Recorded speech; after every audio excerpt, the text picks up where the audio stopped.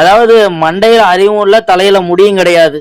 அது போல ஒரு மானங்கெட்ட பிறவிதான் இந்த அதிமுகவினுடைய முன்னாள் அமைச்சர் உதயகுமார்ங்கிறவன். இவன் என்ன பேசுறான், எங்களுடைய தமிழின தலைவர் முத்தமிழறிஞர் டாக்டர் கலைஞரை அதிமுகவை எதிர்த்ததுனாலதான் எதிர்த்தவர் இன்னைக்கு உறங்கி கொண்டிருக்கிறார்னு பேசுறான். அடிமை என்ற வார்த்தைகளுக்கே அதாவது இலக்கணமாக விளங்கக்கூடியவர்கள் அதிமுகவை சார்ந்தவர்கள். அம்மையார் ஜெயலலிதா இருக்கும் வரையிலும் ஒரு அமைச்சர்களும் சட்டமன்ற உறுப்பினர்களும் எத்தனை இன்ச் குனிந்து நெளிந்தார்கள் என்பது இந்த நாட்டு மக்களுக்கு தெரியும். முதலமைச்சராக இருந்த அம்மையார் ஜெயலலிதா அவர்கள் எப்படி இந்த மண்ணுக்குள் மறைந்தார் என்பது மோடிதான் எங்களுடைய டேடி என்று சொல்லக்கூடிய பிஜேபிக்கு அடிமை சாசனம் எழுதி கொடுத்த அடிமை பங்காளிகளுக்கு அது தெரியவில்லை. அம்மையார் ஜெயலலிதா அவர்கள் 73 நாட்கள் மருத்துவமனையில் என்ன நிலைமையில் இருந்தார். ஒவ்வொருவரும் ஒவ்வொரு கதைகளை விட்டார்கள். அம்மா இட்லி சாப்பிட்றாரு, அம்மா ஐஸ்கிரீம் சாப்பிட்றாங்க, அம்மா கேக்கு சாப்பிட்றாங்க, அம்மா இளநீ குடிக்கிறாங்கன்னு சொல்லி தற்குறிகள் ஒவ்வொரு நாளும் ஒவ்வொரு கதைகளை விட்டு தள்ளினார்கள்.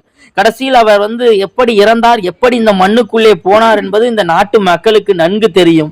ஒரு முதல்வரையே அவ்வளவு சின்ன பின்னமாக்கி சித்திரவதைக்குள்ளாக்கி மருத்துவமனையில 73 நாட்கள் வைத்திருந்து அந்த முதல்வருடைய உயிரை கூட காப்பாற்ற முடியாமல் கொண்டு போய் மண்ணுக்குள்ளே வைத்து முதல்வருக்கு யார் போட்டி என்ற கூவாத்தூரிலே கூத்தடித்த தற்குறிகளுக்கு எங்களுடைய தமிழின தலைவர் முத்தமிழறிஞர் டாக்டர் கலைஞரை பற்றி பேசுவதற்கு என்ன தகுதி இருக்கிறது என்று தெரியவில்லை. நின்ற தேர்தலெல்லாம் வென்ற தலைவன், எப்படிப்பட்ட கொம்பன்கள் வந்தாலும் எதிர்நீச்சல் போட்டு வெற்றியை மட்டுமே நிலைநாட்டிய ஒரு தலைவர், தமிழினத்திற்காக வாழ்ந்த தமிழ் மக்களுக்காக வாழ்ந்த தலைவர் எங்களை விட்டு உறங்குகிறாரே என்கின்ற வருத்தமும் ஏக்கமும் எங்களுக்கு இருக்கிறது. மீண்டும் அவர் எங்களோடு வரமாட்டாரா, எங்களோடு அவர் அந்த கரகரத்த குரலில் எங்களிடத்தில் பேச மாட்டாரா என்கின்ற ஒவ்வொரு தொண்டர்களுக்கும் வருத்தமே. திமுகவினுடைய மிகப்பெரிய ஒரு ஆளுமையை பற்றி விமர்சிப்பதற்கு இந்த தற்குறிகளுக்கு, இந்த சங்கிகளுக்கு, இந்த அரைவேக்காட்டு வழுக்கை மண்டையினுக்கு என்ன தகுதி இருக்கிறது என்று தெரியவில்லை.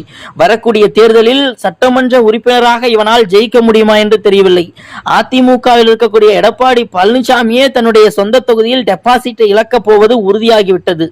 நிச்சயமாக திமுக எடப்பாடி பழனிசாமி மட்டுமல்ல, யாரெல்லாம் இது போல வாயிருக்கிறது என்று வசைப்பாடி கொண்டிருக்கிறார்களோ அவர்களை எல்லாம் தேர்தலிலே அவர்களுக்கு செருப்படி தர போகிறார்கள்.